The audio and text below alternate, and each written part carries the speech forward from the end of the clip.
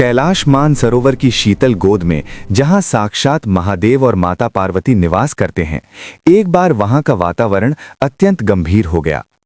माता पार्वती, जो संपूर्ण जगत की जननी और करुणा की प्रतिमूर्ति हैं, एकांत में एक उच्च शिला पर बैठकर शिवलिंग का पूजन कर रही थीं।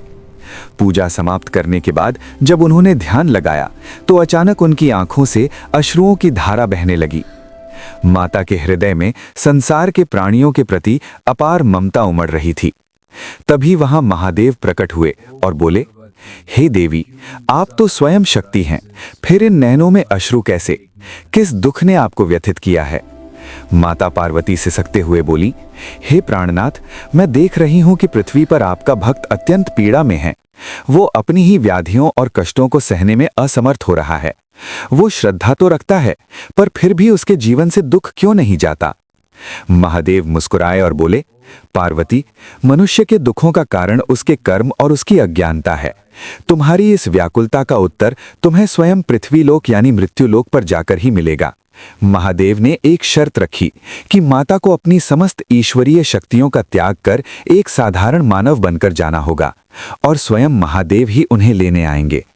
माता पार्वती ने एक साधारण नारी का रूप धरा और पृथ्वी पर एक भव्य शिव मंदिर के समीप पहुंची। वहां का दृश्य देख पहले तो वे अत्यंत प्रसन्न हुईं। हजारों भक्त लंबी कतारों में खड़े थे, जिनके हाथों में सुंदर पुष्प, सुगंधित चंदन और ताजे त्रिविध बेलपत्र थे।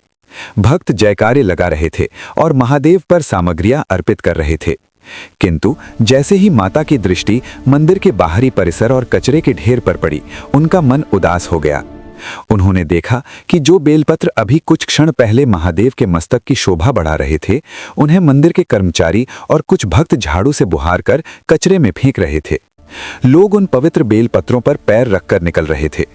माता ने देखा कि कुछ गायें या गौ माताएं भूख के कारण उस कचरे में मुंह मार रही थीं। जैसे ही उन गौ माताओं ने उन बेलपत्रों को खाया, बेलपत्र की तीखी और कठोर डंडियां उनके कोमल मुख में चुभ गईं, जिससे उनके मुंह में छाले पड़ गए और उनकी आंखों से करुणा के आंसू बहने लगे। माता समझ गईं कि भक्तों की यही अज्ञानता उनके दुखों का सबसे बड़ा कारण है। उसी मंदिर के पास एक अत्यंत वृद्ध और निर्धन दादी रहती थीं। उनके पास धन तो नहीं था, पर हृदय में अगाध प्रेम था। वे प्रतिदिन अपने सिर पर फलों की एक छोटी टोकरी लेकर आती, उसमें से सबसे सुंदर फल महादेव को अर्पित करती और बाकी बेचकर अपना पेट पालती। परंतु उनकी भक्ति का मुख्य भाग पूजा के बाद शुरू होता था। वे मंदिर के चारों ओर बिखरे हुए उन बेलपत्रों और फूलों को चुनती, जिन्हें लोग पैरों तले रौंद रहे थे। वे एक एक पत्र को चूमती, उन्हें साफ करती और बड़े आदर के साथ टोकरी में भरकर पास की पवित्र नदी में विसर्जित कराती। ये उनका नित्य का क्रम था। एक दिन अचानक काल चक्र घुमा और वो बूढ़ी दादी गंभीर रूप से बीमार पड़ गईं। उनका शरीर इतना अशक्त हो गया कि वे बिस्तर से उठ भी नहीं पा रही थीं। वे रोते हुए पुकारने लगीं, हे महादेव, आज मैं अभागिन हूं। न आज आपको फल चढ़ा पाई और न ही आपके उन अपमानित हो रहे बेलपत्रों को उठाकर नदी तक पहुंचा पाई। आज मेरा शरीर साथ नहीं दे रहा प्रभु, मुझे क्षमा करना। दादी की करुण पुकार सुनकर माता पार्वती एक छोटी और सुंदर कन्या का रूप धारण कर उनके पास पहुंची। कन्या ने दादी को अपने नन्हे हाथों से जल पिलाया और बड़े लाड से पूछा, दादी माँ, आप रो क्यों रही हैं? आपकी फलों की टोकरी कहाँ है? लाइए, आज आपकी जगह मैं महादेव की सेवा करूंगी। दादी ने उस छोटी सी कन्या को अपनी टोकरी थमा दी।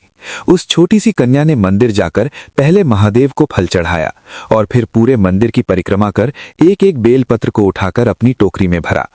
जब भक्त उस नन्ही कन्या को कचरा उठाते देखते तो कुछ उपहास करते और कुछ आश्चर्य से पूछते, बेटी, तुम ये क्या कर रही हो?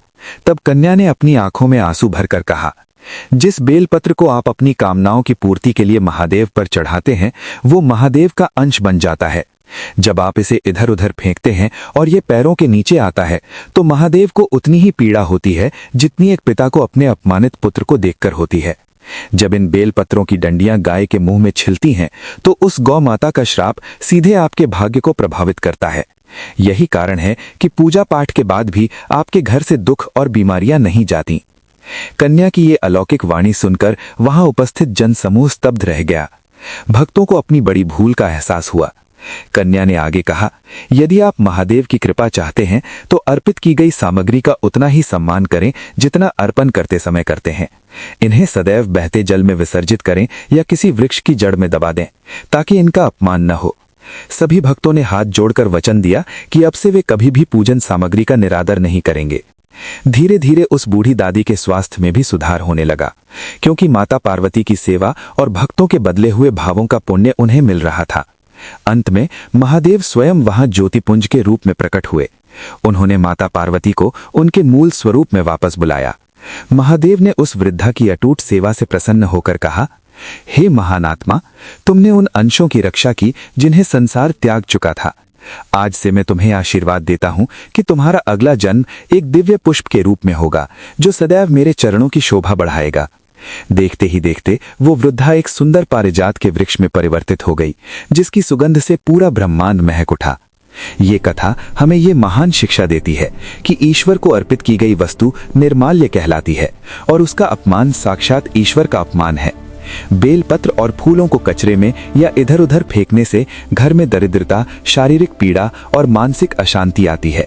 अतः सदैव पूजन सामग्री को श्रद्धापूर्वक जल में प्रवाहित करना चाहिए या भूमि में दबा देना चाहिए।